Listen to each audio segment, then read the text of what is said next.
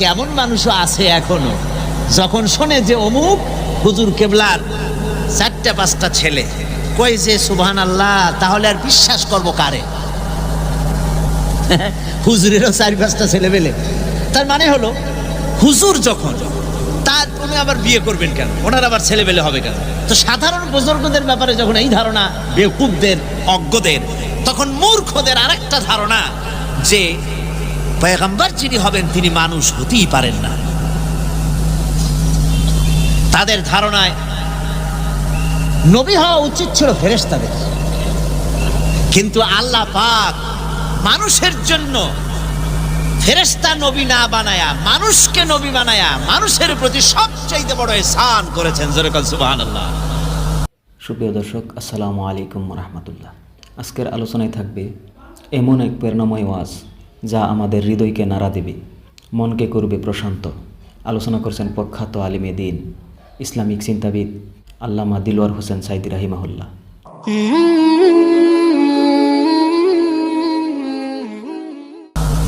আমার বন্ধুগণ, মানুষের নবী যদি, মানুষের জন্য পয়গম্বর যদি হতেন ফেরেশতারা, তাহলে অসুবিধা কি হতো? অসুবিধা এই হতো, ফেরেশতারা পুরুষও না, ফেরেশতারা নারীও না। ফেরেশতাদের জমি নাই, বাড়ি নাই, গাড়ি নাই, মিল নাই, কলকারখানা নাই।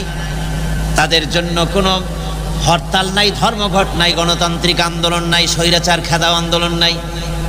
আছে নাকি ফেরেশতাদের এসব? এইসব কিছুই নাই। কাজী মানুষের নবী হবে ফেরেশতা।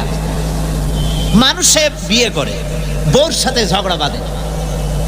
স্বামী স্ত্রী সংসার চালাতে গেলে রাত দিন 24 ঘন্টা যে মধুর সম্পর্ক 24 ঘন্টা থাকবে এমনটি নাও হতে পারে। মাঝে মধ্যে দুই একটা ব্যাপার নিয়ে মনোমালিন্য হতেও পারে। আবার একটু মনোমালিন্য না হলে প্রেমে কি মজা হয়? কাজী এই যে স্বামী স্ত্রীর সঙ্গে একটু ঝগড়া বাঁধলো, এই ঝগড়াটা মিলমিশ হবে কেমনে? সেই ফেরেশতা কি করে বুঝবে যার নিজের বউ নেই? সে আর একজনের বউয়ের আপনার ঝগড়া মিটাবে কি করে? এই সম্ভব? শ্রমিকরা আন্দোলন করতেছে মিল মালিকের বিরুদ্ধে, গভর্নমেন্টের বিরুদ্ধে। ফেরেশতা যদি নবী হতেন তাহলে ফেরেশতারা নিজেরা মানুষ না, তারা কখনো কলকারখানায় চাকরি করে না, তারা জানে না মালিকরা কেমনে শ্রমিকদেরকে শোষণ করে। সুতরাং মালিক শ্রমিকে কি সম্পর্ক, মীমাংসা কেমনে হবে, এটা ফেরেশতার পক্ষে করা সম্ভবপর ছিল না। কোন স্বৈরাচার যদি জনগণের উপরে চেপে বসে, জনগণ বলে নামো নামো, সে বলে নামবই না, এই অবস্থা যদি চলতে থাকে তখন মীমাংসা কেমন করে করা হবে? ফেরেশতা নবী হলে তার ফেরেশতা কি করে মীমাংসা দেবে? এই জন্য রব্বুল আলামিন, মানুষ একটা সামাজিক জীব, সে বিয়ে করে, বাড়ি আছে, গাড়ি আছে, কলকারখানা আছে, মিল আছে, ইহকাল আছে, পরকাল আছে, তার অনেক কিছু আছে। এই জন্য মানুষের নবী আল্লাহ রব্বুল আলামিন মানুষের মধ্য থেকে বানিয়েছেন। জোরে বলেন সুবহানাল্লাহ। ihsan করেছেন তিনি। যারা বলে যে নবী মানুষ না, এটা খুব ভক্তির কারণে বলে। আমি ওনাদেরকে কোনো গালাগালি করব না, গালাগালি করা তো আমাদের অভ্যাস না। আমি বলতে চাই, বেশি ভক্তির কারণে ওনারা বলেন যে নবী মানুষ না। তাহলে যারা এত বেশি ভক্তি করেন ওনাদের প্রশ্ন করি, বন্ধুরা মেহেরবানি করে বলুন, নবী যদি মানুষ না তো কি জিনিসটা? কি নবী? কি জেন? নবী কি ফেরেশতা? তো ফেরেশতা অথবা জেন কিছু যদি বানান, তা কি মানুষের চাইতে বেশি মর্যাদা? বলেন, জেনের মর্যাদা কি মানুষের চাইতে বেশি? ফেরেশতার মর্যাদা কি মানুষের চাইতে বেশি? কখনোই নয়। বরং হাদিস খুলে দেখেন, মিশকাত শরীফের হাদিসের দিকে, কিতাবুল ইলমে দেখেন, আল্লাহর নবী বলেছেন, আলিমরা যখন তালিবে ইলম, আলিমরা যখন তালিবে ইলম যখন রাস্তা দিয়ে হেঁটে যায়, আল্লাহর নূরের তৈরি ফেরেশতারা বলেন, নূর দিয়ে তৈরি করা ফেরেশতাগুলি তারা বলতে থাকে, আল্লাহর বান্দা তুমি আল্লাহর কাছে এত প্রিয়, আল্লাহর ইলম অর্জন করতে তুমি যেতেছো, তুমি আলিম, তুমি তালিবে ইলম, তুমি মাটির উপরে হেঁটো না, আমার পর বিছিয়ে দিতেছি, আমার পরের উপর থেকে হেঁটে যাও। তাহলে মর্যাদা কার হলো? ফেরেশতার না মানুষের? আল্লাহ রাব্বুল আলামিন বলছেন, ওয়ালাকাদ কাররামনা বানি আদম, আদম সন্তানকে আমি সবচাইতে বেশি সম্মান দিয়েছি, মর্যাদা সম্পন্ন করেছি। কাজী মানুষ এর মর্যাদা সবচাইতে বেশি। কাজে ভক্তি তো নিশ্চয়ই করব, রাসূলকে ভক্তি করব না তো কারে করব? তো ভক্তি করতে গিয়ে রাসূলকে মানুষ থেকেই যদি খারিজ করে দেই, তাহলে এটা কি ইনসাফ করা হবে? কি বলেন, ইনসাফ হবে? হবে না। আমার ভাইয়েরা খুব ভালো করে বোঝেন, আল্লাহ রাব্বুল আলামিন যত নবী বানিয়েছেন সমস্ত নবীরা মানুষ ছিলেন, আর কাফেরদের দৃষ্টিতে ছিল মানুষ যদি নবী হয় তাহলে তা হতে পারে না, ফেরেশতার নবী হওয়া উচিত। ওদের ধারণা যে উনি তো একজন মানুষ, উনি ভাত খান, উনি বিয়ে করেন, ওনার রোগ হয়, ওনার অসুখ হয়, ওনার দুঃখ হয়, ওনার ছেলে মরে যায়, তো এটা কেমন নবী? যখনই কোনো নবী এসেছে পৃথিবীতে ঠিক তখনই এই ধরনের সুতো ধরে বিরোধিতা করেছে কাফেররা, আবামান কাল থেকে, শুধু হুজুরের ব্যাপারে না। যখন হযরতে নূহ আলাইহিস সালাম নবুয়ত প্রকাশ করলেন জনতার সামনে, হযরতে নূহ আলাইহিস সালাম, তখন এই কাফেররা বলল, মা হাদা ইল্লা বাশারুম মিসলুকুম ইউরিদু আন ইয়াতাফাদ্দালা আলাইকুম ওয়ালাউ শাআ আল্লাহু لأنزل ملائكة ما سمعنا بهذا في آبائنا الأولين ما هذا إلا بشر مثلكم। এ তো তোমাদের মতোই একজন মানুষ, ইউরিদু আন ইয়াতাফাদ্দালা আলাইকুম, সে চায় তোমাদের উপরে নিজের মর্যাদা প্রতিষ্ঠিত করতে। ওয়ালাউ শাআ আল্লাহু লাআনজালা মালাইকাতাম আল্লাহ ইচ্ছা করলে তো আমাদের জন্য ফেরেশতা নবী করে দিতে পারেন। মা সামি'না বিহাযা ফি আবাইনাল আউয়ালিন, আমাদের বাপ দাদা 14 গোষ্ঠীর কানেও মুখেও কোনোদিন আমরা শুনি নাই যে মানুষ হয় নবী। এগুলি হলো কাফেরদের কথা। কাদের কথা? কাফেরদের কথা, অজ্ঞদের কথা। আমার বন্ধুগণ, হযরতে হুদ আলাইহিস সালাম তিনি যখন নবুয়াত নিয়ে মানুষের সামনে পেশ করলেন, নবুয়াত নিয়ে আসলেন, তখন কাফেররা হুদ আলাইহিস সালাম সম্পর্কে বলল, মা হাদা ইল্লা বাশারুম মিসলুকুম ইয়াকুলু মিম্মা তাআকুলুনা মিনহু ওয়া ইয়াশরাবু মিম্মা তাশরাবুন। মা হাদা ইল্লা বাশারুম মিসলুকুম, এ তোমাদের মতোই একজন মানুষ, তোমরা যা খাও ইনিও তাই খায়, তোমরা যেমন পান করো ইনিও তেমন পান করেন। ইনার অনুসরণ যদি তোমরা করো তাহলে তোমরা ক্ষতিগ্রস্ত হবে। এ মানুষের অনুসরণ করে কোনো লাভ নাই, মানুষ কখনো নবী হতে পারে না।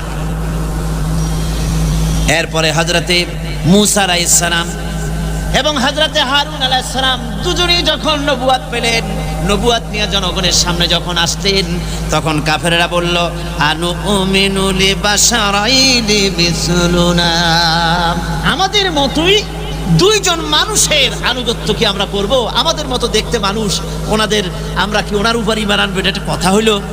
এরকম তারা কথা তুলতো। ঠিক রাসূল পাক সাল্লাল্লাহু আলাইহি ওয়াসাল্লাম যখন নবুয়তের ঘোষণা দিলেন, ওরা তখন এই কথা তুলল, যে কথা আমি একটু আগে পড়লাম, মা লিহাদার রাসূল ইয়াকুলুত তুআমা ওয়া ইয়ামশি ফিল আসওয়াক। এই কেমন রাসূল যিনি খানা খান আবার বাজারে যাতায়াত করে, হাট বাজার করে, এটা কেমন কথা? এভাবে তারা সন্দেহ প্রকাশ করত। এই সমস্ত সন্দেহের জবাব দিচ্ছেন আল্লাহ। কে জবাব দিচ্ছেন? আরো জোরে বলেন, কে দিচ্ছেন জবাব? আল্লাহ পাক জবাব দিচ্ছেন। আমার জবাব শুনে তো কোনো লাভ নাই, জবাব শুনতে হবে কার? সন্দেহ সৃষ্টি করছে কাফেররা যে মানুষ কখনো নবী হতে পারে না, নবীরা মানুষ না। এই যে কথা কাফেররা প্রশ্ন তুলেছে, এর জবাব নিতে হবে আল্লাহর কাছ থেকে। কার কাছ থেকে?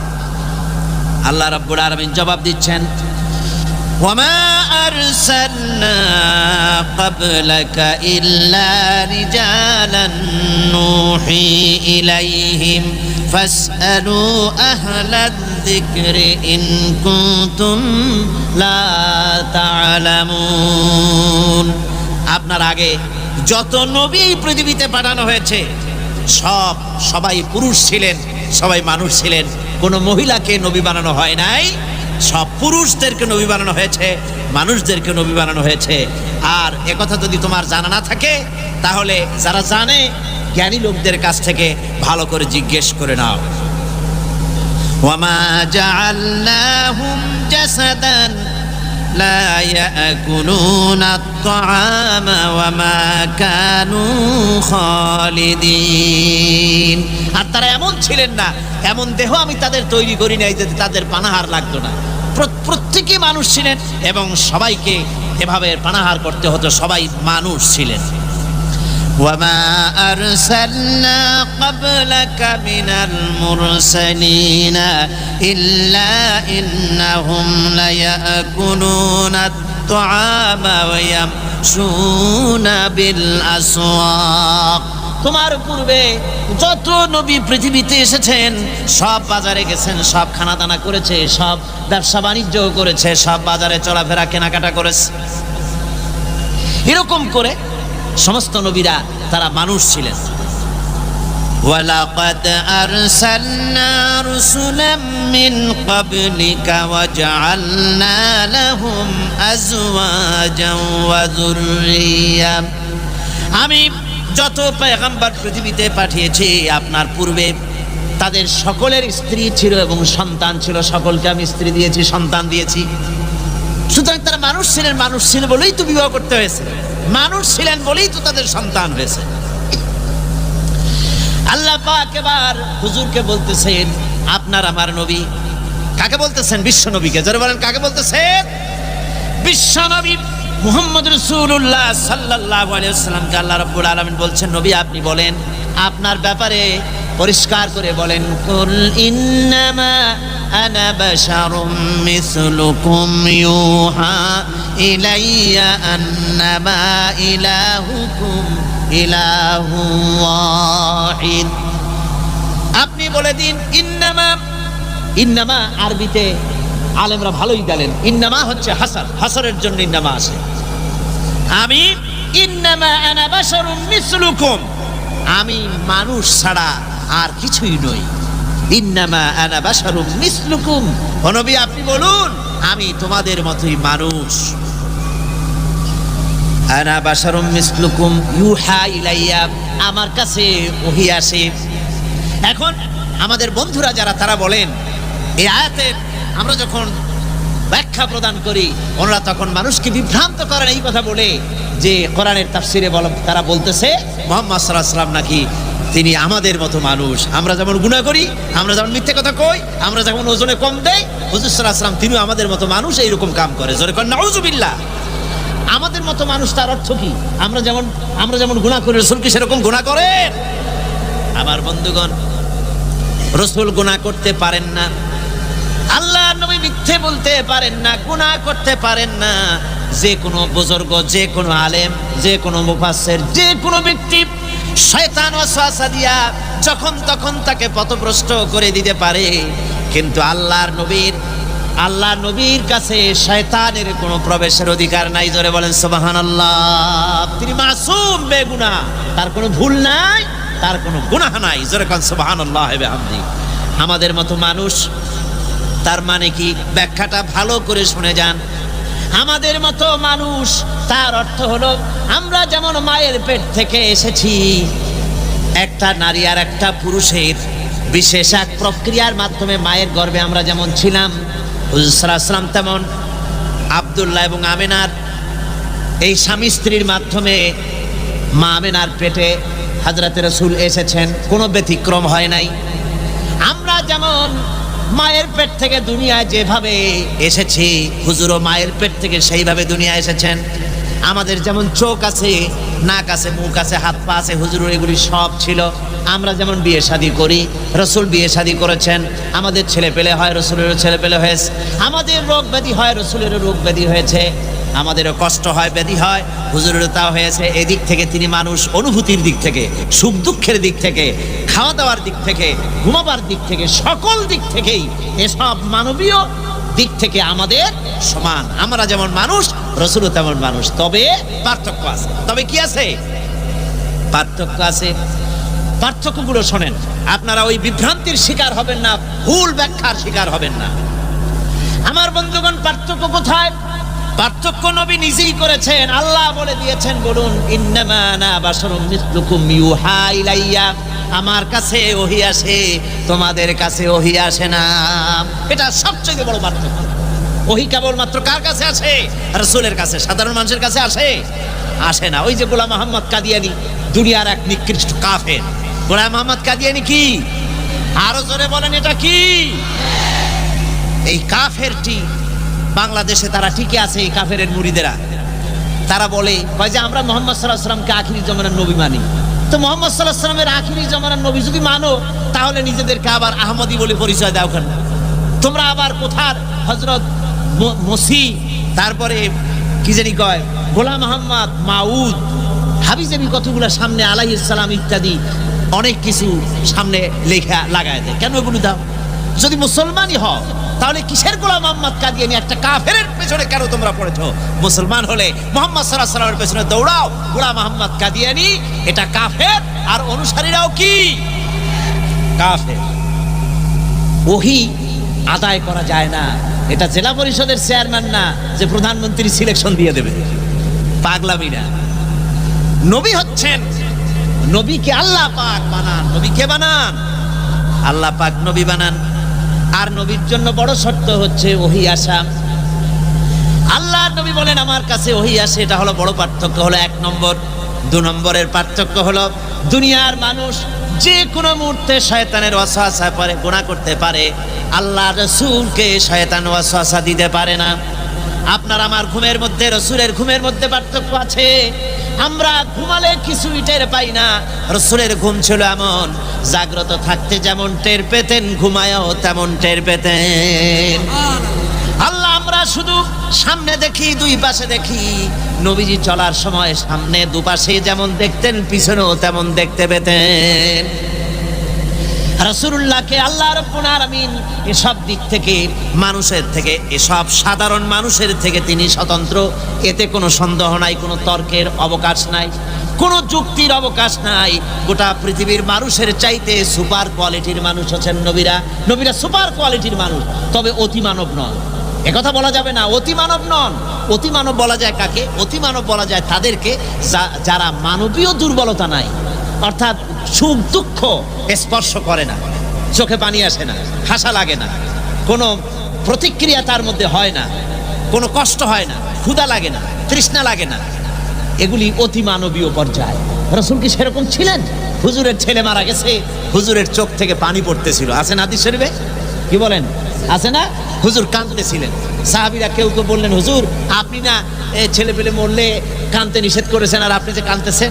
হুজুর কয় যে এটা হচ্ছে রাহমত, এটা হচ্ছে দয়া, আমি তো এটাকে মানাতে পারছি না। হুজুর বলছেন আমি তো চিৎকার করতে নিষেধ করেছি, কিন্তু এটা হচ্ছে রহমত। হুজুরের ব্যথা লাগে, হুজুর আনন্দ পান, খুশি হন। মানুষের যা অনুভূতি, সব অনুভূতি আছে। অতি মানব নিশ্চয়ই নন। রাসূল হচ্ছেন মহামানব। রাসূল কি? আরো জোরে বলেন, তিনি কি? মহামানব, শ্রেষ্ঠ মানব, সর্বশ্রেষ্ঠ মানুষ। আল্লাহর পরেই তার মর্যাদা, তার চাইতে মর্যাদার পৃথিবীতে কারো। আমার বন্ধুগণ, শেখ সাদী রাহমাতুল্লাহ আলাইহি সুন্দর করে রাসূলের কথা বলেছেন, লা ইউমকিনু সানাউ কামা কানা হাক্কু। আপনার প্রশংসা যেমন ঠিক তেমনটি করে প্রশংসা করার কোনো ক্ষমতা আমার নাই, তবে বলতে পারি বাদে আজ খোদা তুই বুজুর্গ সাওয়াত ইসাই মুক্তাসার, আমি বলতে পারি আপনার প্রশংসা সম্পর্কে নবী আল্লাহ রাব্বুল আলামিনের পরে মর্যাদা সম্পন্ন আকাশে আর জমিনে যদি কেউ থাকে তো আপনি আল্লাহর নবী। শ্রেষ্ঠ মর্যাদা আপনার। মানুষের সাথে, সাধারণ মানুষের সাথে নবীর পার্থক্য এখানে। নবী চরিত্রের দিক দিয়ে শ্রেষ্ঠ, মিথ্যে কথা তিনি বলেন না, গুনার কাম করেন না, আল্লাহ হেফাজত করেন। সুপার কোয়ালিটির মানুষ, মহামানব। তবে মানুষ, এটা স্বীকার করতে হবে, মানুষ। রাসূল কি? এর কোনো সন্দেহ নাই, রাসূল মানুষ। আমার বন্ধুগণ, এভাবে করে তারা, যারা রাসূল দুনিয়ার বুকে যারা পয়গম্বর এসেছেন, পয়গম্বরদেরকে তারা মানুষ বলতে চায় নাই। তারা মনে করেছে এরা হচ্ছে ফেরেশতা অথবা অন্য কিছু। কাজে আমাদেরকে এই কথা বিশ্বাস করতে হবে, তারা মানুষ এবং আমাদের মতো মানুষ। তো পার্থক্য তো বললামই। আরো একটা দৃষ্টান্ত আমি দেই। ওই যে পাথর দিয়ে রাস্তা বানানো হয়, পাথর দিয়ে যে রাস্তা বানানো হয়, সেই পাথরের এত বড় বড় একটা চাকা, যার দাম 5 টাকা বা 10 টাকা বড় জোর। আবার স্বর্ণের দোকানে যান, জুয়েলারির দোকানে গ্লাসের বক্সের ভিতরে সুন্দর সুন্দর বক্স রেখে তার মধ্যে তুলা দিয়ে সাজায়া ওর উপরে সুন্দর সুন্দর করে বসায় ছোট ছোট পাথর রাখা হয় না? বলেন না কেন? লুলু, মারজান, ইয়াকুত, জবরজাদ, নীলা, প্রবাল, তারপরে আকিক, আছেন এরকম পাথর। রাস্তা বানানো হয় যে পাথর দিয়া, জুয়েলারির দোকানে যে পাথর আছে ওই রাস্তার পাথর আর ওই পাথর কি এক নাকি? নাম তো একই পাথর। নাম একই হলে কি হবে? রাস্তার পাথরের বিরাট একটা প্রকাণ্ড খণ্ডের দাম 2 টাকা 5 টাকা, আর জুয়েলারির দোকানে যে পাথর আছে তার একটা তোলার দাম 50,000 টাকা পর্যন্ত হতে পারে। ওই পাথরে যে বেশ কম, মানুষে আবার সেই বেশ কম। পয়গম্বরদের সাথে সাধারণ মানুষের কোনো তুলনা হতে পারে না। তবে মূল বিষয়টা বোধহয় বুঝতে পেরেছেন। তুলনা কিন্তু গুনার দিক দিয়ে, চরিত্রের দিক থেকে, তারপরে ভুল কথা বলা থেকে, মিথ্যা কথা, এই দিক থেকে তুলনা না। তুলনা হচ্ছে মানুষের মতো। আমরা যে মানুষ, রাসূলও মানুষ। আমি কথা বুঝাতে পারছি কিনা? বুঝে আসছে আপনাদের? আলহামদুলিল্লাহ। তাহলে এ নিয়ে আমরা আর অগ্রসর হই না। আমার ভাইয়েরা, আল্লাহর নবীরা এই সব কথার জবাবে, এই সমস্ত কাফেরদের কথার জবাবে নবীদেরকে আল্লাহ শিখিয়ে দিয়েছেন। আপনারা এভাবে বলেন। নবীরা বলতেন, ইন্নাহানু ইল্লা বাশারুম মিসলুকুম ওয়ালাকিন্নাল্লাহা ইয়ামুন্নু আলা মান ইয়াশাউ মিন ইবাদিহি। আমরা তোমাদের মতোই মানুষ। নবীরা এভাবে বলতেন কাফেরদেরকে, আমরা তোমাদের মতোই মানুষ ছাড়া আর কিছুই নেই। তবে আল্লাহ তার বান্দার মধ্য থেকে কাউকে না কাউকে বিশেষ অনুগ্রহ দান করে থাকেন। আমরা সেই অনুগ্রহ প্রাপ্ত আল্লাহর নবী। সুতরাং আল্লাহ পাকের এই নবীদেরকে, আমাদেরকে আল্লাহ পাক বলছেন যে এই কাফেরদের কথার জবাব দিচ্ছেন যে ওরা নবীদেরকে এভাবে মানুষ মনে করতো না।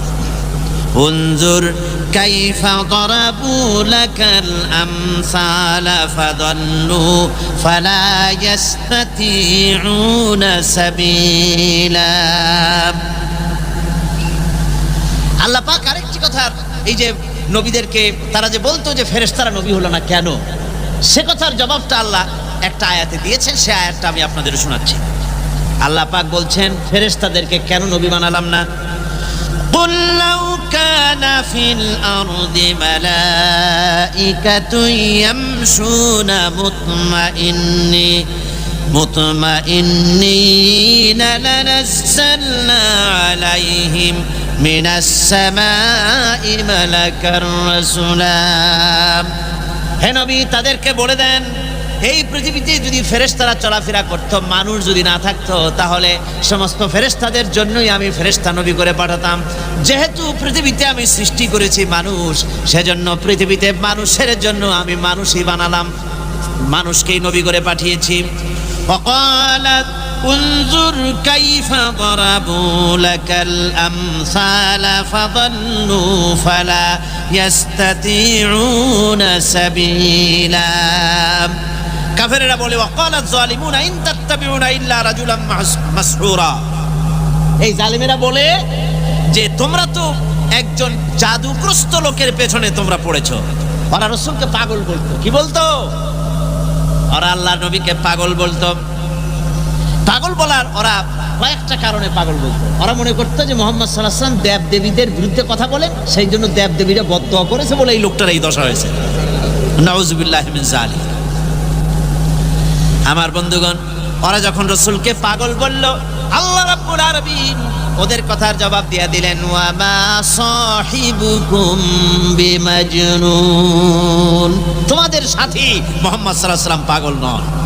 আবার আল্লাহ অন্য আয়াতে বলেন, মা দাল্লা সাহিবুকুম ওয়া মা গাওয়া। তোমাদের সাথী না পথভ্রষ্ট, না তিনি পাগল। পাগল কেডা তা তাড়াতাড়ি প্রমাণ হবে, টের পাবা তোমরা পাগলকে। ওরা বলতো, নবীকে বলতো নবী কবি। আল্লাহ পাক সে কথার জবাব দিয়ে দিয়েছেন, ওয়া মা হুয়া বিকাউলি শাইরিন কালিলাম মা তুমিনুন। ওরা বলতো নবী মুহাম্মদ সাল্লাল্লাহু আলাইহি ওয়াসাল্লামকে তারা কবি বলতো। আল্লাহ বললেন না কবির কথা এটা না, আমার নবী কবি না। ওমা আল্লামনাহু শি'রা ওমা ইয়ানবাগি লাহু, আমার নবীকে আমি কবি বানাই নাই, আর কবিত্ব আমার নবীর জন্য শোভনীয় নয়। ওরা বলল নবী জাদুকর। আল্লাহ পাক কথার জবাব দিয়া দিলেন, ওয়ালা বিকাউলি কাহিনিন কালিলাম মা তাযাক্কারুন। ওরা নবীকে জাদুকর বলে, আল্লাহ বলেন না, আমার নবী জাদুকর না। আমার আল্লাহ রাব্বুল আলামিন নবীর ব্যাপারে আল্লাহ পাক নবীকে সান্ত্বনা দিচ্ছেন, নবী আপনি শোনেন, ফাযাক্কির ফামা আনতা বিনি'মাতি রাব্বিকা বিকাহিনিন ওয়ালা মাজনুন। হে নবী, আল্লাহর অনুগ্রহে, আপনি আপনার রবের অনুগ্রহে আপনি না গণক না আপনি পাগল। ওরা যতই পাগল বলুক আর গণক বানুক, আমি তো জানি আপনি আমার রাসূল। সুবহানাল্লাহি ওয়া বিহামদিহি, সুবহানাল্লাহি ওয়া বিহামদিহি। আমি তো জানি আপনি আমার বাশীর, আমার নাযীর, আমার সিরাজ, আপনি আমার রহমত। ওয়ামা আরসালনাকা ইল্লা রাহমাতান লিল আলামিন। তামাম পৃথিবীর জন্য আমি আপনাকে রহমত করে পাঠিয়েছি। এবার আপনি লক্ষ্য করেন, উনজুর কাইফা দরাবু লাকাল আমসাল। ও নবী লক্ষ্য করুন, ওরা কি ধরনের আজে বাজে কথা আপনাকে বলতেছে। ফাদাল্লু, ওরা বিভ্রান্ত হয়েছে, এমন বিভ্রান্ত হয়েছে, ফালা ইস্তাতিউনা সাবিলা, কোনো বুদ্ধি তাদের মাথার মধ্যে ঢুকছে না, কোনো সঠিক কথা তাদের মাথার মধ্যে যাচ্ছে না। তার মানে হলো কি? তার মানে হচ্ছে বিরুদ্ধবাদীরা কোনো যুক্তি ছাড়াই হিংসার আগুনে জ্বলে তারা কথা বলে। যারা হিংসার আগুনে জ্বলে ওদের কাছে কোনো যুক্তি থাকে না। হুজুর সাল্লাল্লাহু আলাইহি ওয়াসাল্লাম শিরকের বিরুদ্ধে তিনি কথা বলছেন, শিরকের বিরুদ্ধে কথা বলছেন, তাওহীদ প্রতিষ্ঠার কথা বলছেন, যুক্তি দিয়া কথা বলছেন। হুজুর বলছেন শিরক করো না, ওরা এ ব্যাপারে তারা বলছে যে লোকটি কবি। হুজুর বলছেন শিরক করো না, ওরা কয় লোকটা কবি। হুজুর বলছেন আল্লাহর তরফ থেকে আমি প্রেরিত হয়েছি, আমি আল্লাহর পয়গম্বর, আমাকে মানো। আর তারা বলতেছে যে তুমি হলে একটা জাদুকর। হুজুর সাল্লাল্লাহু আলাইহি ওয়াসাল্লাম তিনি বলছেন, হুজুর সাল্লাল্লাহু আলাইহি ওয়াসাল্লাম তিনি বলছেন যে তাওহীদকে প্রতিষ্ঠা করো, এক আল্লাহর আইন কানুনকে তোমরা মেনে নাও। ওরা কয় যে তুমি বাজারে যাও কেন, তুমি ভাত খাও কেন। তার মানে হচ্ছে ওদের কাছে কোনো যুক্তি নাই, ওদের মাথায় কোনো বুদ্ধি কুলায় না, যা খুশি তাই তারা পাগলের মতো বলতেছে। এসব কথাবার্তা দিয়া প্রকৃত সত্যপন্থীকে ফিরায় রাখা যায় না। যেমন প্রত্যেক যুগেই আল্লাহ সম্পর্কে, রাসূল সম্পর্কে, ফেরেশতা সম্পর্কে এই জাতীয় কথাবার্তা চিরটা কাল সন্দেহ সংশয় সৃষ্টি করে রাখা হয়। আর সেই সন্দেহ সংশয়ের ষড়যন্ত্রের জালকে দুহাতে ছিন্ন করে তাওহীদবাদী যারা, কিসমত যাদের ভাদো, যার তারা শিরক থেকে মুক্ত হয়ে এক আল্লাহর গোলামীর সামনে মাথা নত করে দেয়, আর মুহাম্মদ সাল্লাল্লাহু আলাইহি ওয়াসাল্লামকেই কেবলমাত্র নেতা এবং রাসূল হিসাবে মেনে নিয়ে নিজেদের জীবনকে পরিচালিত করে। আল্লাহ রাব্বুল আলামিন আমাদেরকে শিরক মুক্ত জীবন যাপনের তৌফিক দান করুন, জোরে বলেন আমিন। আমার রাষ্ট্রের ভিতরে কোন মানুষ যদি ঋণগ্রস্ত অবস্থায় মারা যায় আর তার ঋণ পরিশোধের অর্থ যদি না থাকে, তাহলে তার ঋণ পরিশোধের দায়িত্ব আর তার বিবি বাল বাচ্চা প্রতিপালনের দায়িত্ব আমি মুহাম্মদ আমার কাঁধের উপরে নিয়ে নিলাম।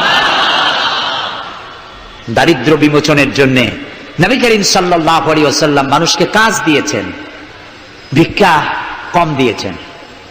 কেউ চাইলে, রসুলের আদত মুবারক ছিল, কেউ কিছু চাইলে পকেটে হাত দিতেন, থাকলে দিতেন। জীবনে একদিনের জন্য কাউকে না বলেন নাই। বলেছেন কিছু নাই, বলতেন আজকে দিতে পারলাম না, তুমি আবার এসো, দেব না, এরকম কথা জীবনে একবারও বলেন নাই। সুবহানাল্লাহ। শুধু দিয়েছেন, কিছু নেন নাই।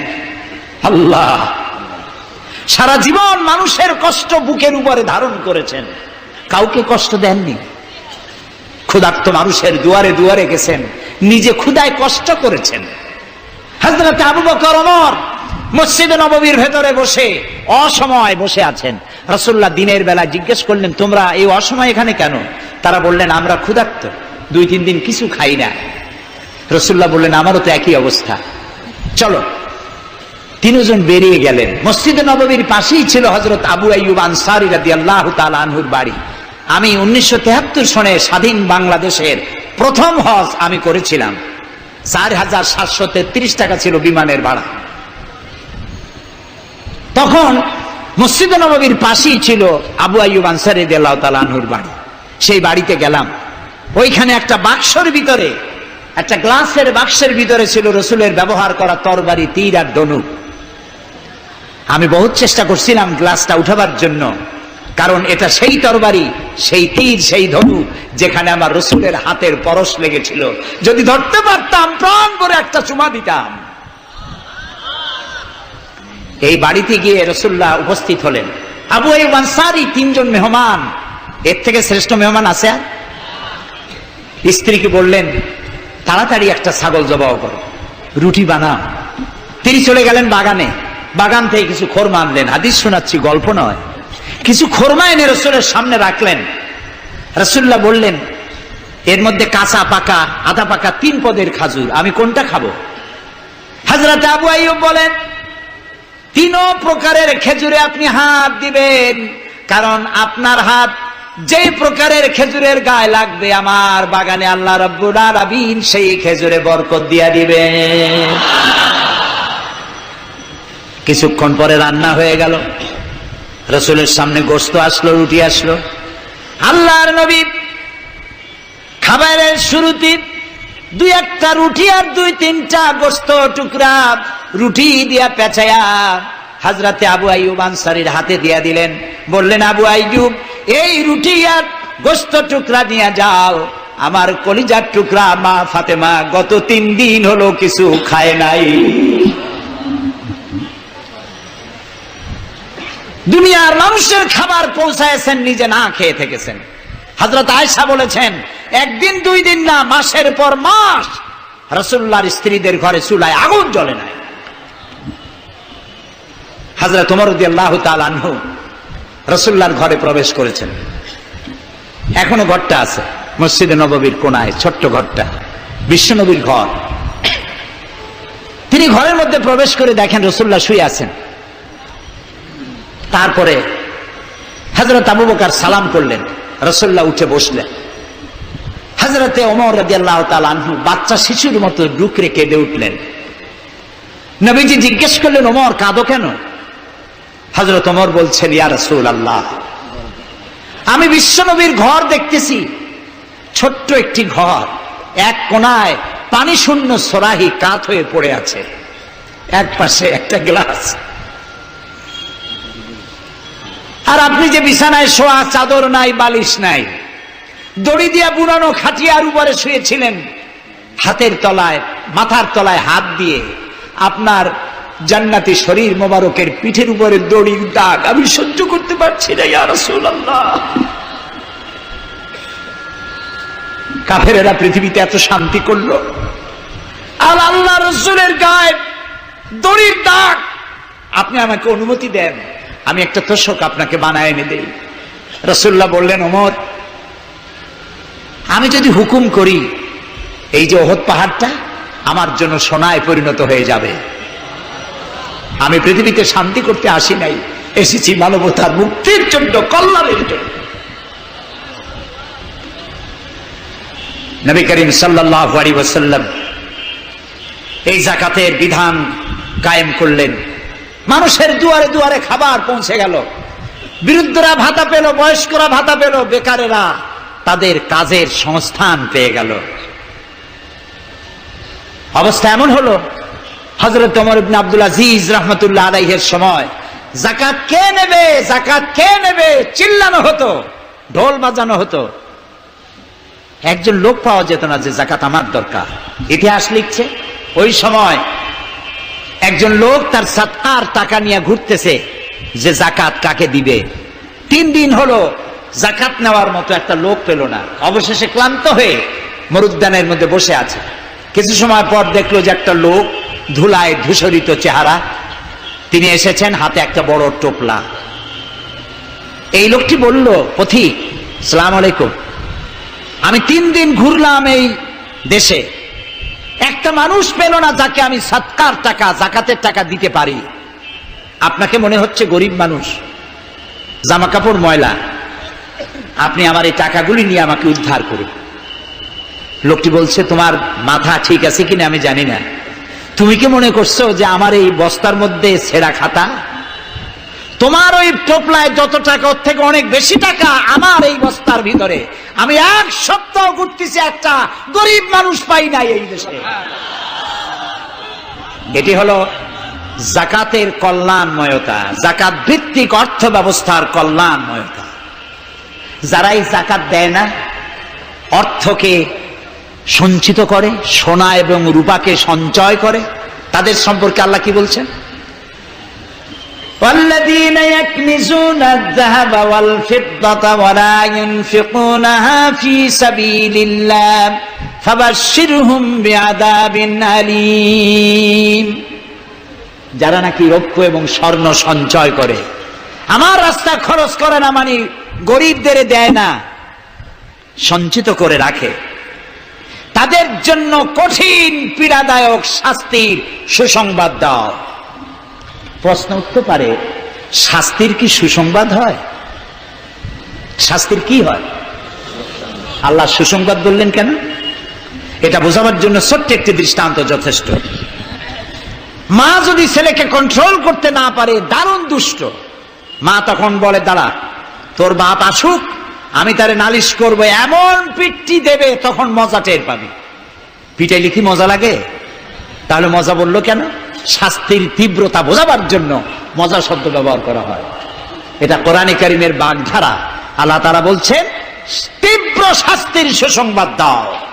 স্বর্ণ আর রৌপ্য জমা করে রেখেছো, জাকাত দাওনি। বহু মহিলার অসংখ্য সোনার রূপা আছে, জাকাত দেন না। কবে কালে ভদ্র একটা বিয়ে আসবে, সেই বিবাহে সজ্জিত হয়ে যাবেন, সারা বছরে জাকাত দিলেন না, এতগুলি সোনা আটকায় রাখলেন কেন? আল্লাহ চান না টাকা পয়সা পুঞ্জীভূত হয়ে থাকুক। কোরআন শুধু নামাজ রোজা নয়, দেখুন না আল্লাহ কি বলছেন। আল্লাহ বলছেন, কায়লা ইয়াকুনা দুলাতাম বাইনাল আগনিয়াই মিনকুম। আল্লাহ বলছেন, তোমাদের কিছু সংখ্যক ধনীদের মধ্যে তোমাদের সম্পদগুলি পুঞ্জীভূত হয়ে যাক, এটা আমি চাই না। এটা যাকাত, ফিতরা, সাদকা এককালীন দানের মাধ্যমে গোটা জাতির মধ্যে পৌঁছে যাক, তাহলে মানুষের উপকার হবে। সুতরাং 7.5 তোলা নিচ পর্যন্ত জাকাত আপনার না দিলে চলবে। যখন 7.5 তোলা হবে তখনই জাকাত শুরু হবে। যত বেশি হয় গোড়া থেকে শুরু করে সবটা দিতে হবে। 52 তোলা রূপা হলে জাকাত দিতে হবে। এই জাকাতের টাকা না দিয়ে যারা জমা করে রাখেন, শাস্তিটা কি হবে শোনেন। আল্লাহ শাস্তির ধরনও বলছেন, ইয়াউমা ইউহমা আলাইহা ফি নারে জাহান্নামা ফাতুকওয়া বিহা জিবাহুম ওয়া জুনুবুহুম ওয়া যুহুরুহুম হাযা মা কানাজতুম লিআনফুসিকুম তাকনিজুন।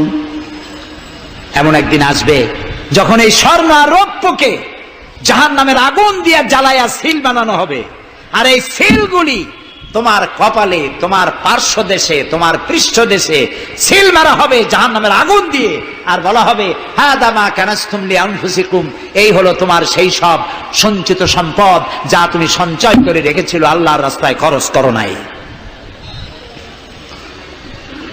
রাসূলের কাছে প্রশ্ন হয়েছে, ওয়ায়াসআলুনাকা মাযা ইউনফিকুন, হে রাসূল, আপনাকে প্রশ্ন করা হয় যে কি খরচ করব।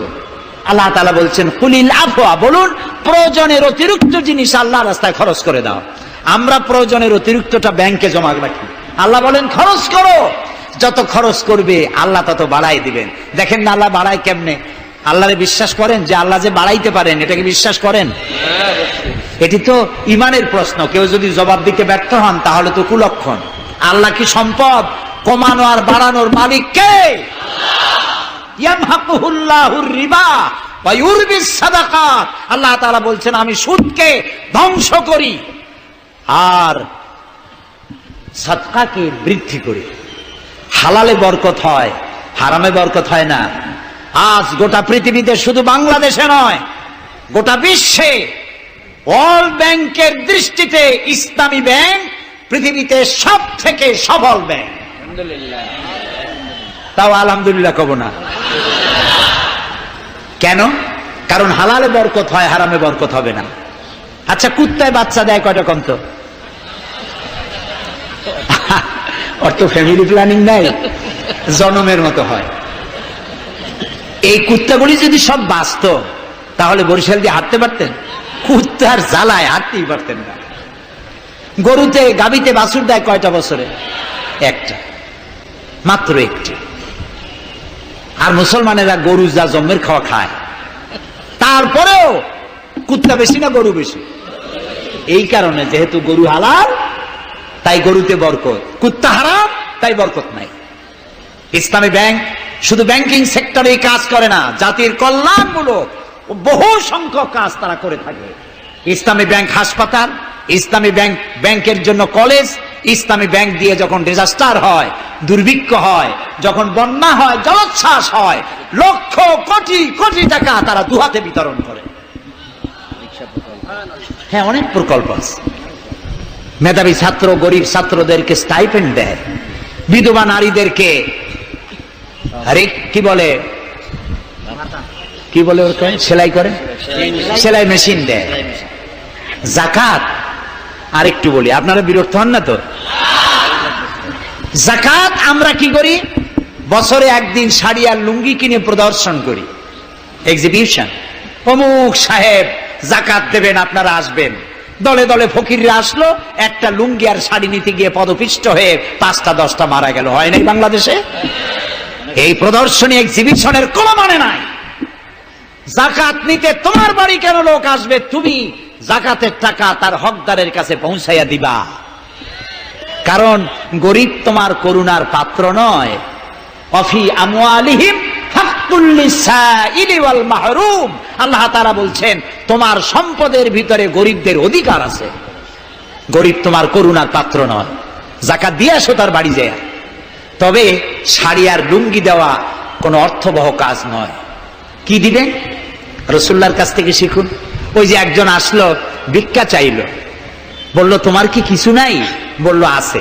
কি আছে কোন তো? মাশাআল্লাহ, জানি সবাই কিন্তু আমল করি না। দুনিয়ায় যত ভালো কথা সব বলা হয়ে গেছে, বাকি আছে শুধু পালন করা। রাসূলুল্লাহ তাকে বললেন কম্বল আনো। বিক্রি করে কিনলেন কি? কুড়াল। রাসূলুল্লাহ তার নিজের পবিত্র হাত দিয়ে কুড়ালে হাতল লাগায় দিলেন। বললেন যাও জঙ্গলে কাঠ কাটো, বাজারে বিক্রি করো, ভিক্ষা কোনোদিন আর করবা না। 1 বছর পর, হাদিস শুনুন, 1 বছর পর ওই ভিক্ষুক এসে বলছেন আসসালামু আলাইকা ইয়া রাসূলুল্লাহ। হুজুর, আপনি আমাকে চিনেছেন? আমি সেই ভিক্ষুক যে ভিক্ষা নিতে এসেছিলাম। আপনি আমাকে ভিক্ষা না দিয়ে কুড়াল দিয়েছিলেন। কুড়াল দিয়ে কাঠ কাটিয়া বাজারে বিক্রি করে আমার কাছে এখন যাকাত দেওয়ার মতো অর্থ জমা হয়ে গেছে। এটার নাম ইসলাম। শুধু নামাজ রোজা জিকির আজগারের জন্য শুধু নয়, নামাজ রোজা জিকির আজগার তো করব, কিন্তু আমার মানুষকে দারিদ্র বিমোচন করতে হবে।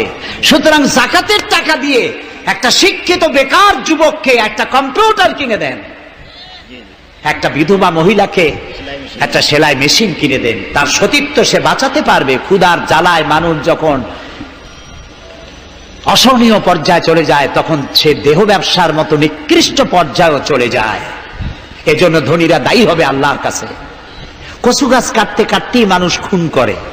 একটা এতিম বাচ্চা ক্ষুধার জ্বালায় ঘুরতেছে, ওই বাচ্চাটি আপনি তাকে একটু আদর করেন, পরে আপনি একটা চীনাবাদামের বাক্স কিনে দেন 50 টাকা 100 টাকা দিয়া, কিছু চীনাবাদামের পুঁজি দেন, একটা পানের খিলি বানাইয়া বিক্রি করার পুঁজি দেন, কয়েকটা বুট পলিশের কালি আর ব্রাশ কিনে দেন, সে রাস্তায় বসে জুতা পালিশ করবে।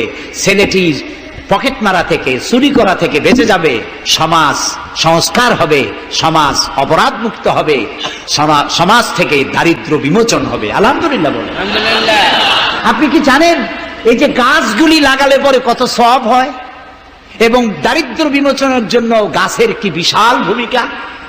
রাসূলুল্লাহ বলেছেন হাদিস, তোমার কাছে যদি এমন খবর আসে যে কিয়ামত হচ্ছে, আর তখন যদি তোমার কাছে কোনো গাছের চারা থাকে, কিয়ামত হচ্ছে, গাছের চারাটি কিয়ামত আসার পূর্বেই গাছের চারাটি লাগিয়ে যাও, কিয়ামতের দিন সদকায়ে জারিয়ার সওয়াব পেয়ে যাবে। একটি গাছ যদি কেউ লাগায় ওই গাছে যত পাখি বসবে, ফল হবে, মানুষে খাবে, আশ্রয় নেবে মানুষেরা, কিয়ামত পর্যন্ত সাদকায়ে জারিয়ার সব মানুষ কবরে বসে বসে পেতে থাকবে। সব জায়গায় সওয়াব আর সওয়াব জানি না, খালি মনে করি ইল্লাল্লাহ ইল্লাল্লাহ বলতে পারলেই সওয়াব। আর খালি ইল্লাল্লাহ বলবেন বা কেন? যারা এই ধরনের জিকির করেন, আমার মনে দারুণ প্রশ্ন, জবাব খুঁজে পাই নাই। আল্লাহর কলেমাকে খণ্ডিত করে জিকির করার পারমিশন কোন হাদিস দিয়েছে? কে দিয়েছে এই পারমিশন? লা ইলাহা ইল্লাল্লাহ, এটা হলো পূর্ণাঙ্গ কালেমা, কমপ্লিট হচ্ছে মুহাম্মদুর রাসূলুল্লাহ। আফজালুজ যিকর লা ইলাহা ইল্লাল্লাহ। কতক্ষণ লা ইলাহা ইল্লাল্লাহ, কতক্ষণ ইল্লাল্লাহ ইল্লাল্লাহ ইল্লাল্লাহ। এর অর্থ কি? আল্লাহ ছাড়া, আল্লাহ ছাড়া, আল্লাহ ছাড়া। আল্লাহ ছাড়া কি? কমন সেন্সের শুধু কমন বাদ দিয়া শুধু সেন্স যদি থাকে, কোন মুসলমানের এমন জিকির করা উচিত নয়। তবে common sense is very uncommon. দুর্ভাগ্য জাতি। প্রিয় ভাই, সব দারিদ্র বিমোচনের জন্য আল্লাহ তাআলা সব ব্যবস্থা করে রেখেছেন। কাজ করে খাও, আয় থেকে দায় শোধ করো। আপনার পুকুর কেটে চতুর্দিকে পুকুরের কান্দায় পেঁপে গাছ লাগান, কলা গাছ লাগান, হাঁস পালেন, হাঁসগুলি পানিতে সাঁতার কাটবে, ভেতরে মাছ থাকবে, হাঁসের পায়খানা খেয়ে মাছ বড় হবে, হাঁস বড় হয়ে ডিম দেবে। এই ডিম বিক্রি করবেন, মুরগি বিক্রি করবেন, পেঁপে বিক্রি করবেন, কলা বিক্রি করবেন। মানুষের কাছে হাত পাতার চাইতে নিকৃষ্ট কাজ আর নাই।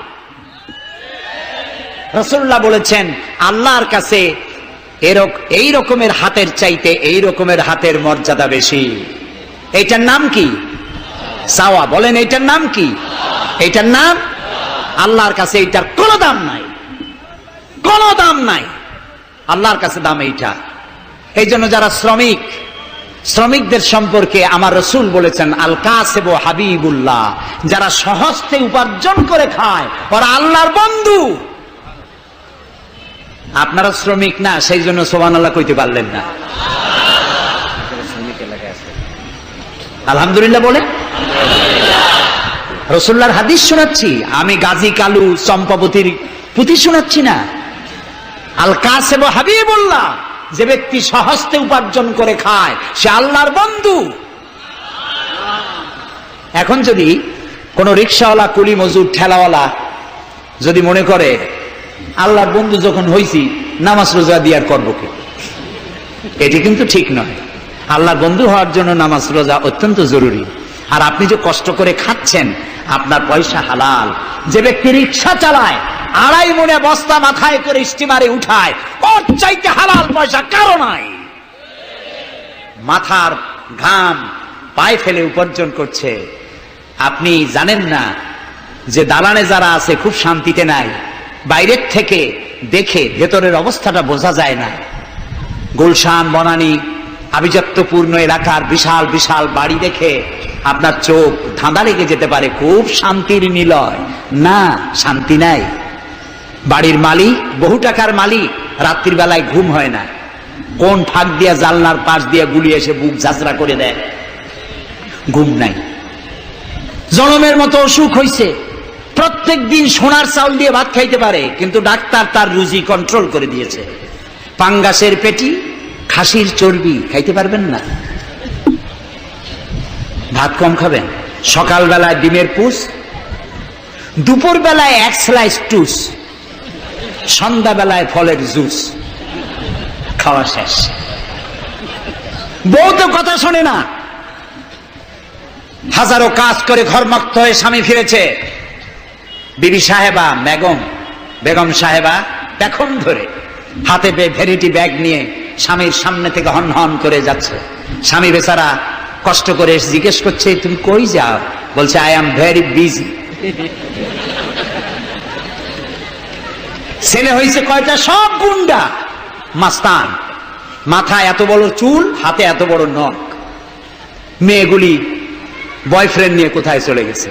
বেটা বাড়ির কাজের লোক, কাজের মেয়েদের হাতের দেওয়া খানা খাইলো, আদর পাইল না, যত্ন পাইল না, সম্মান পাইল না। খাইয়ে নিজে নিজে শুয়ে আছে, এতগুলা ঘুমের ট্যাবলেট খাইছে, ঘুমও আসে না। কিন্তু তুমি মেয়ে রিকশাওয়ালা, ঠেলাওয়ালা, কুলি মজুর, সারাদিন কাজ করে পোলাও চাউল কিনতে পারো নাই, মোটা চাউল কিনেছো, খেসারির ডাল কিনেছো, একটু কিনে বাড়িতে বউ রান্না করেছে। আমি এই চোখে দেখা কথা বলি, আল্লাহ তাআলা এই বয়সে কম দেখান নাই। কমলাপুর রেল স্টেশনের বস্তি দেখেছি, অনেক বস্তি এলাকায় গিয়েছি। স্বামী বসে খাচ্ছে, ঘরমাক্ত রিক্সা চালায় আসছে, 2.5 মণে বস্তা টানে আনছে, স্ত্রী খাবার তুলে দিচ্ছে, আরেকটু খাও, খুব কষ্ট করেছো, আরেকটু খাও। ওর ঘরে ফ্যান নাই, কাপড়ের আঁচল দিয়ে স্বামীর কপাল মুছে দিচ্ছে, আরেকটু খাও, এত কষ্ট করো তুমি। ওর ঘরে ফোমের বিছানা নাই, চটের মতো শক্ত বিছানা, বালিশ নাই, ইটের মতো শক্ত, চাপ কাপড়ের একটু কভার দাও। এরকম একটা বালিশের উপরে সারাদিনের শ্রান্তি আর ক্লান্তি নিয়ে আর ঘুমায় গেছে, কোনো ওষুধ খাওয়া লাগে নাই। এমন ঘুম আসছে, ওর নাকের গর্জনে ট্রাকের ইঞ্জিন ফেল।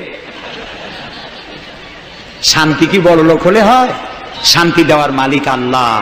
শান্তি দেওয়ার মালিক কে? আল্লাহ তাআলা।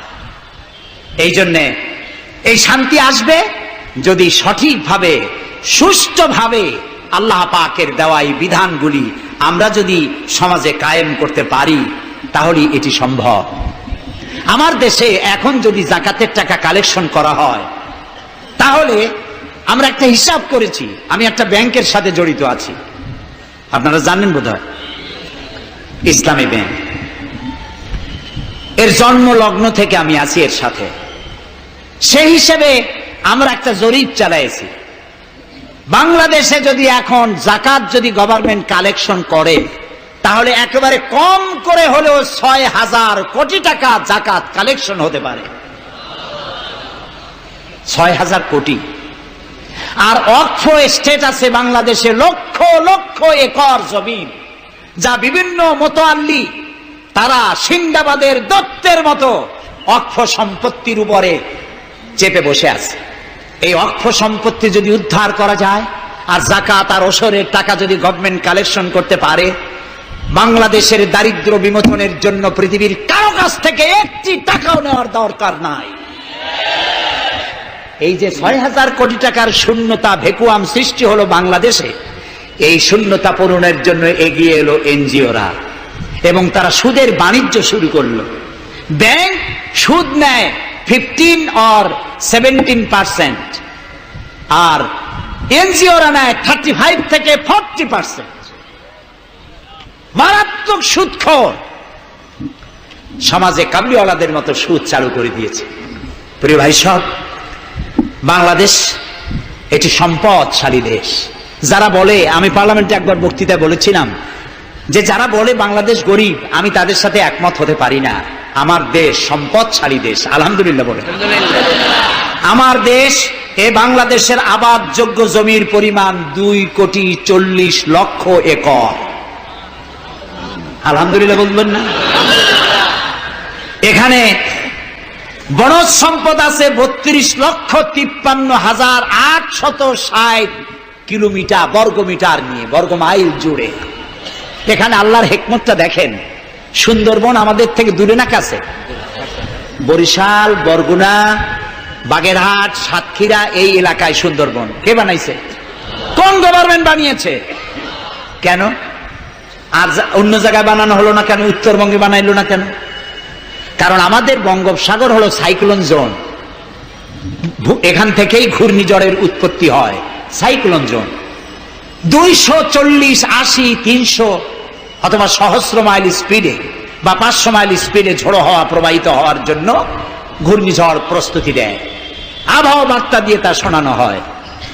উপকূলীয় এলাকায় যদি আল্লাহ তাআলা সুন্দরবন তৈরি না করতেন, তাহলে সমুদ্রের ঘূর্ণিঝড়ের প্রথম ধাক্কায় কুয়াকাটা, পটুয়াখালী, বরগুনা, সাতক্ষীরা, পিরোজপুর, বাগেরহাট, বরিশাল প্রথম ধাক্কায় উড়ে চলে যেত। আল্লাহ তাআলা কি দয়া, সুন্দরবন বানাই দিয়ে প্রোটেক্টেড করেছেন। তাও আমরা সুবহানাল্লাহ বলবো না। এই সুন্দরবন রক্ষার জন্য গভর্নমেন্ট পাহারাদার লাগিয়েছে, কিন্তু পাহারাদারেরা নিজেরাই রক্ষকরা হইছে ভক্ষক, জন্মের খাওয়া খাইতেছে। আল্লাহ দেখলেন যে এরা তো এই ধরনের মানুষ খুব বেকায়দা, সেই জন্য আল্লাহ তাআলা নিজেও কিছু পাহারার ব্যবস্থা করলেন। সেই পাহারাদার কে? Royal Bengal tiger. যদি সামনে পড়েন 10 কোটি টাকা ঘুষ দেবেন, এ কথা শুনলেও আপনারে ছাড়বে না। যাতে বংশানুক্রমে পৃথিবীর মানুষ, দেশের মানুষ এগুলি ভোগ দখল করতে পারে, আল্লাহ সেই জন্য পাহারাদার রেখে দিয়েছেন। সুবহানাল্লাহ। আমার দেশে রয়েছে পানি সম্পদ। বাংলাদেশের ছোট বড় 250টি নদ নদী আছে, যেগুলির দৈর্ঘ্য 3200 বর্গ মাইল। আছে পানি সম্পদ, আছে পশু সম্পদ, আছে মৎস্য সম্পদ, সর্বোপরি আছে এই বাংলাদেশের 14 কোটি মানুষের 28 কোটি হাত। এই হাতগুলি যদি ভিক্ষুকের হাত না হয়ে কর্মীর হাত হয়ে যায়, তাহলে আমাদের দেশ গরিব থাকতে পারে না। আমার দেশের সম্পদের অভাব নাই, যথেষ্ট সম্পদ আছে, শুধুমাত্র ইকুয়াল ডিস্ট্রিবিউশন নাই। সৎ এবং যোগ্য নেতৃত্বের অভাবে এই চরম দুরবস্থার সৃষ্টি হয়েছে। আরো হয়েছে রাজনৈতিক প্রতিহিংসার কারণে। তা না হলে আমরা পৃথিবীর মধ্যে দাঁড়ায় যেতাম। যুদ্ধ বিধ্বস্ত জাপান কোথা থেকে কোথায় গেল? উত্তর কোরিয়া আমেরিকাকে চ্যালেঞ্জ করছে। থাইল্যান্ড, যারা নারী ব্যবসা করে জীবন বাঁচাইতো, সেই থাইল্যান্ড এখন, আমি মেলবোর্ন ইউনিভার্সিটিতে আমার প্রোগ্রাম ছিল, যাওয়ার সময় ব্যাংকক হয়ে গেলাম। একটি হোটেলে আমার থাকার জায়গা ছিল। 30 কিলোমিটার লম্বা ফ্লাইওভার ব্যাংককে। বিল্ডিং গুলি দেখতে হলে এরকম তাকালে মাথা টুপি পড়ে যায়, এত উঁচা উঁচা বিল্ডিং। সিঙ্গাপুর কোত্থেকে কোথায় গেল? আমরা যে তিমিরে ছিলাম সেই তিমিরেই রয়ে গেলাম।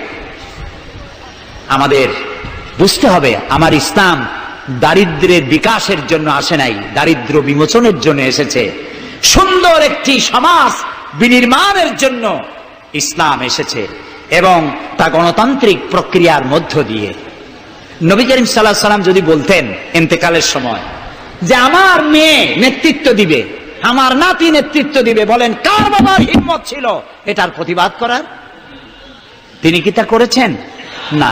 ইন্তেকালের সময় জিজ্ঞাসিত হয়ে তিনি বললেন, আমার পরে তোমাদের মধ্যে যিনি বেশি যোগ্য, খোদাভীরু, আল্লাহকে ভয় করে, তেমন লোককে তোমরা নেতা নির্বাচিত করো। আবু বকর রাদিয়াল্লাহু তাআলা তাই বলেছেন, ওমর, ওসমান, আলী তাই বলেছেন। সুবহানাল্লাহ বলেন। ওয়া আমরুহুম শুরা বাইনাহুম, এটি হলো গণতন্ত্র। তোমরা তোমাদের পরামর্শ ভিত্তিতে তোমাদের রাষ্ট্র সমাজ পরিচালনা করো। সুবহানাল্লাহ বলেন। কে বলে কোরআন শুধুমাত্র একটি ধর্মগ্রন্থ, বেদ আর বাইবেলের মতো? নিশ্চয়ই নয়। কোরআন একটি পূর্ণাঙ্গ জীবন বিধান, যা মানুষের জীবনের কথা বলে। এ মাসটার নাম কি? আরবি মাসের নাম কি? মুহররম। এটি সেই মাস যে মাসে খেলাফতকে প্রতিষ্ঠার জন্য রাসূলের কলিজার টুকরা নয়নের পুতুল ইমাম হোসাইন কারবালার ময়দানে শাহাদাত বরণ করেছিলেন, রাজতন্ত্রের বিরোধিতা করেছিলেন। হযরত ইমাম হোসাইন তিনি দেখতে পেলেন 680 খ্রিস্টাব্দে সিরিয়ার দামেস্কে এজিদ ক্ষমতা দখল করলো অগণতান্ত্রিক পদ্ধতিতে, এবং সরকারি মালের কোনো হিসাব নাই, অডিট নাই, স্বৈরাচারী কায়দায় তিনি ক্ষমতা দখল করে মদিনার আহলে বায়াত যারা মদিনার নেতৃবৃন্দকে তার আনুগত্য করার জন্য বাধ্য করলো। ইমাম হোসাইন যে মায়ের পেটে এসেছেন, যে পিতার পেটে জন্মে এসেছেন, যে নানার কোলে বড় হয়েছেন, তিনি কি এই দৃশ্য চোখে দেখতে পারেন? তিনি বললেন, আমি কুফায় যাব। কুফার লোকেরা দাওয়াত দিল, তিনি কুফায় রওনা করবেন। মদিনার লোকেরা হাতে পায়ে ধরলো, কুফায় আপনি যাবেন না। তিনি বললেন, আমি কোন ক্রমে এজিদের বশ্যতা স্বীকার করব না, আমি এর বিরোধিতা করবই। মাত্র 72 জন লোক নিয়ে তিনি কুফার দিকে অগ্রসর হলেন। এই 72 জনের মধ্যে 40 জন পুরুষ আর 32 জন নারী আর শিশু। তিনি যখন কারবালা প্রান্তরে পৌঁছে গেছেন, ইবনে জিয়াদ কুফার গভর্নর, তিনি বাধা দিলেন, বললেন, আমার দরবারে হোসাইনকে হাজির করো। ইমাম হোসাইন বললেন, যে ব্যক্তি আল্লাহর আখিরাতকে অস্বীকার করেছে, রাসূলকে অস্বীকার করেছে, আমি তার সামনে জীবন থাকতে যাব না। রাতারাতি ইয়াজিদ 6000 সৈন্য পাঠিয়ে দিল। ইমাম হোসাইনের সাথে লোক কত? মাত্র 72। 6000 লোক কি যুদ্ধ করা লাগে 72-এর সাথে? শুধু যদি মার্চ করে পায়ের তলায় পিছে 72 জন শেষ হয়ে যাবে। হযরত ইমাম হোসেন রাতের বেলায় সঙ্গীদের বললেন, ও আমার সাথীরা, ইয়াজিদ আমার শির চায়, আমাকে চায়, আমার সঙ্গে থেকে তোমরা তোমাদের জীবনকে বিপন্ন করো না, তোমরা সবাই ফিরে চলে যাও মদিনায়। সাথীরা বললেন, ইমাম, আজকে যদি আপনাকে ছেড়ে জীবনের মায়া নিয়ে মদিনায় ফিরে যাই, আর আপনার যদি শাহাদাত নসিব হয়, তাহলে কিয়ামতের দিন আল্লাহর নবীর সামনে আমরা কি জবাব দেব? আমরা আমাদের জীবন দিয়ে আপনাকে পাহারা দেব। সকালবেলা যুদ্ধ শুরু হয়ে গেল। জোহরের নামাজ আসতে না আসতে 40 জন পুরুষ শাহাদাত বরণ করলেন। এখন একজন পুরুষ বেঁচে আছেন, ইমাম হুসাইন। তাঁবুর ভিতরে স্ত্রী এবং অন্যান্য মহিলাদের কাছ থেকে বিদায় নিতে এসেছেন। তোমাদেরকে আল্লাহর হাওয়ালা করলাম, আমি যুদ্ধে চলে যাচ্ছি। আমার চোখের সামনে আমার নানাজির দান্দার মোবারক শহীদ হওয়া ইসলাম, সাহাবীদের রক্ত দেওয়া, জীবন দেওয়া ইসলাম, খেলাফত মিটে যাবে পৃথিবী থেকে, রাজতন্ত্র প্রতিষ্ঠা হবে। আমার জীবন থাকতে আমি তা হতে দেব না। স্ত্রী এগিয়ে এলেন, বললেন, হুসাইন, জিহাদের ময়দানে থেকে আমি আপনাকে বিরত থাকতে বলবো না, তবে একটি দাবি আছে।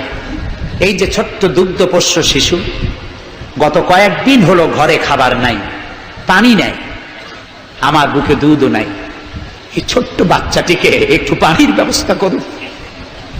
ইমাম হুসাইন কলিজার টুকরা সন্তানকে 2 হাতে উঁচু করে এজিদি সৈন্যদের সামনে এসেছেন। এজিদি সৈন্যরা, আমার হাতের দিকে তাকাও, এটি রসুলের আওলাদ, আমার কলিজার টুকরা সন্তান। ফোরাতের অফুরন্ত পানি প্রবাহিত হচ্ছে, একটু ফোরাতের কুলটা ছেড়ে দাও, ওর একটু পানি পান করায়। আমার সাথে তোমাদের শত্রুতা থাকতে পারে, এই নিষ্পাপ বাচ্চার সাথে তো কোনো শত্রুতা থাকার কথা নয়। তার এই আবেগপূর্ণ কথা এজিদি সৈন্যদের কলিজা স্পর্শ করলো না। তারা বিষাক্ত তীর নিক্ষেপ করলো। ইমাম হোসাইনের উঁচু করে ধরা বাচ্চার বুকের ভেতর থেকে বিষাক্ত তীর প্রবেশ করে বেরিয়ে গেল অপর প্রান্ত থেকে, রক্ত ফিনকি দিয়ে বেরিয়ে এলো। ইমাম হোসাইন 2 হাতে আজলা ভরে সেই রক্ত চেহারায় মাখতে লাগলেন, আর বললেন, কলিজার টুকরা সন্তান, সালেহ আলাইহিস সালামের উটনির রক্তের চাইতে তোমার রক্ত পবিত্র। হযরত সালেহ আলাইহিস সালামের চাইতে রাসূলুল্লাহর মর্যাদা অনেক বেশি, তুমি তার আওলাদ। বাচ্চাকে কোলে করে নিয়ে স্ত্রীর কাছে গিয়ে বললেন, স্ত্রী, এই নাও তোমার বাচ্চা, ঠান্ডা হয়ে গেছে, এমন পানি পান করেছে, কিয়ামত পর্যন্ত পানি পানি বলে তোমারে আর বিরক্ত করবে না। প্রিয় দর্শকবৃন্দ, আজকের আলোচনাটি এখানেই শেষ করলাম। আশা করি আপনাদের হৃদয়ে স্পর্শ করেছে এই ওয়াজটি। নিয়মিত এমন আলোচনা পেতে আমাদের সাথেই থাকুন। আল্লাহ হাফেজ। আসসালামু আলাইকুম ওয়া রাহমাতুল্লাহ।